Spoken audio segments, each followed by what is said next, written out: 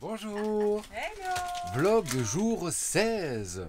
Voilà, ce matin on s'est réveillé de bonne heure. On a pris la route directement en direction les gorges de Joffre. On est bel et bien revenu. On y est revenu d'ailleurs parce que ouais, c'était beau et donc on avait envie de le voir avec la lumière du soleil.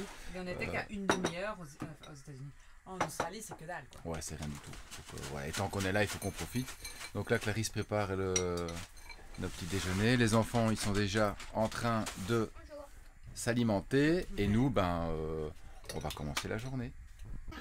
Vite, je prends le téléphone, un dingo. La première fois qu'on en voit un si près. Ah, c'est comme ça? Ah, c'est un chien, hein. Moi, je croyais que c'était avec des grandes oreilles. Moi, je crois qu'il ressemble à un dingo dans Mickey. On dirait un renard. Ah bah ouais, voilà, c'est un chien sauvage. On vient de terminer de manger, de voir ce petit dingo, génial. Et là, on va quand même mettre un petit peu de crème parce qu'il est 8 h et donc on est parti pour 2 heures de marche. Et enfin, moi, je vais mettre de la crème parce que voilà, hein, mais les enfants seront en longue manche. Et puis, on est parti. On entame la rando et là, on arrive au bord. On se dit, mais c'est un gouffre en fait. Il n'y a que nous. On a la gorge pour nous.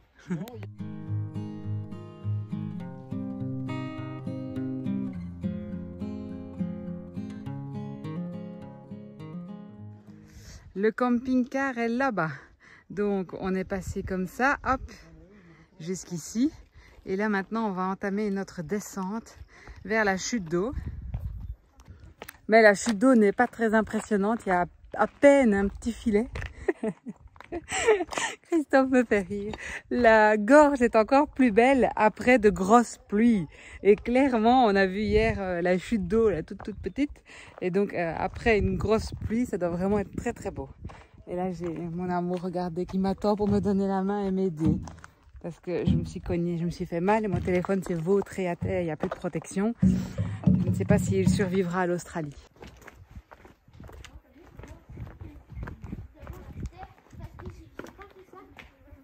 Bon, pour les échelles, les gars, c'est moi qui ouvre la boîte.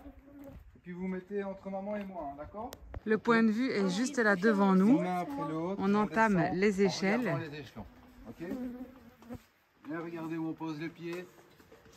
Et voilà. On continue. On s'enfonce dans la gorge, c'est génial. Quand on a les deux pieds au sol, on se lâche. Et alors les randonnées ici sont organisées comme bien souvent, hein, selon un niveau de difficulté. Et donc on était en classe 4 jaune, c'était comme la dernière rando qu'on avait faite avec les gorges de Dales. Et c'était pas difficile du tout, pourtant c'est niveau 4 sur 5. Et ici, les échelles, ils classent ça en 5 sur 5, niveau de difficulté extrême. Bon voilà, après oui, les gens qui ont le vertige, ça ne passe pas. Ou pour les trop jeunes enfants, c'est peut-être un peu risqué.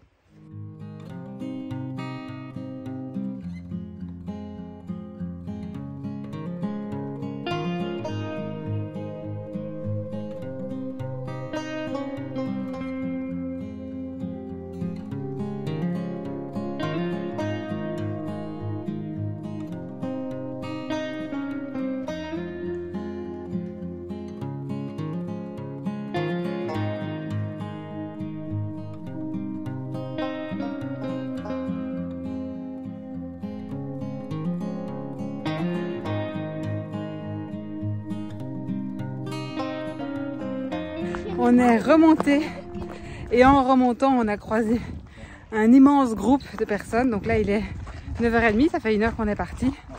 Et donc, ils sont au moins une vingtaine maintenant. Nous, on avait la gorge, la chute d'eau pour nous tout seuls, on était juste trop contents. Après, forcément, si on reste et qu'on veut nager, profiter, il y aura d'office du monde qui va arriver, quoi. Ça, c'est logique. Et là, on va voir le dernier point de vue. Non, il était de l'autre côté. Il y avait le camping-car. Ah, c'est pas mal, hein. On est allé sur la passerelle là-bas en fait. Le termitière toujours gigantesque. On arrive au camping-car, on ne le voit pas encore, il est caché. On rebrousse chemin.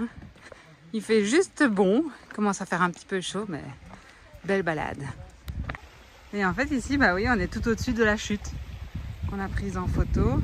C'est vrai Attention de pas tomber. qu'après les grosses pluies, ça doit être magnifique. Voilà, les derniers mètres, et ici c'est vraiment la chute. Le début, c'est ici que tout commence. C'est dingue, on était là-bas en dessous, quoi.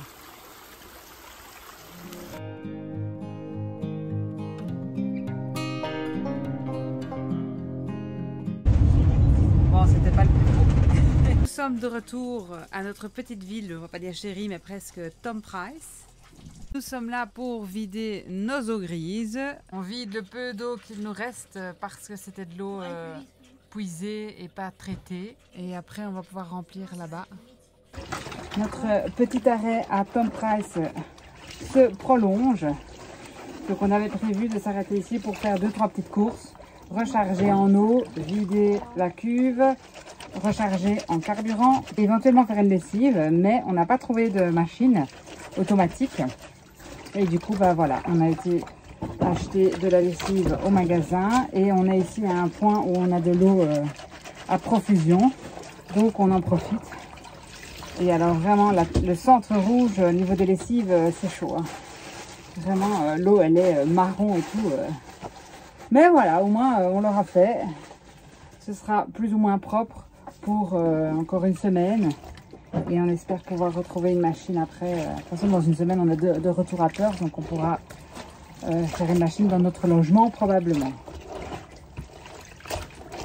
Il n'y a pas que des désavantages à prendre son temps. On peut voir le train qui est méga long. Voilà, on va laisser tremper les petits shorts. Les petits loulous posent un petit peu. Quelle sale tête. Ah pardon.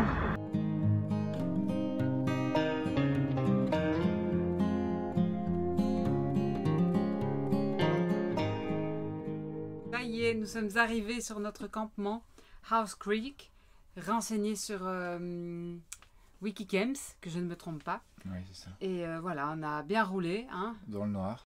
dans le noir, voilà. Ouais, Et à un moment, on s'est dit, c'est bon, on s'arrête. Donc voilà, demain, on repart de bonne heure. On peut rejoindre Carnarvon et peut-être faire une visite. On espère, on va voir. Bah oui, mais oui. On va faire Soyons une visite, positifs. après, ouais, on va voir.